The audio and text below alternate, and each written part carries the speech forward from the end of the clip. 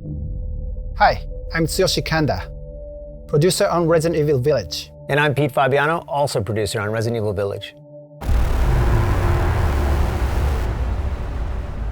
We hope you all had the chance to check out and enjoy our trailer.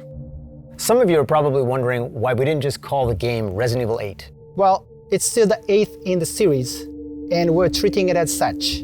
You can even see the Roman numeral 8 in the game logo, so it's Resident Evil 8, just not in name.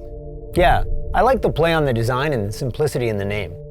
But we'll touch more on that a little later. For now, why don't we just jump in and let viewers know a little bit more about the game itself. First off, Resident Evil Village will be available on PlayStation 5, Xbox Series X, and Steam. Right, and in line with previous Resident Evil titles, we're using RE Engine. That engine brought Resident Evil 7 Biohazard, Resident Evil 2, Devil May Cry 5, and most recently, Resident Evil 3 to life.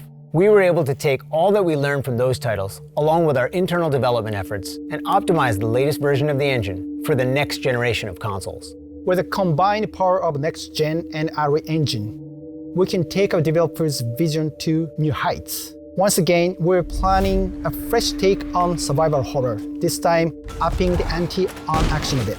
Realistic graphics and immersive audio, coupled with no load times, will really draw you into the world we've created for Resident Evil Village. Speaking of which, the game takes place a few years after the events of Resident Evil 7 Biohazard. Right, and it follows the story of protagonist Ethan Winters. Ethan's gone back to living an ordinary life, but of course, it wouldn't be a proper story without a new challenge to overcome.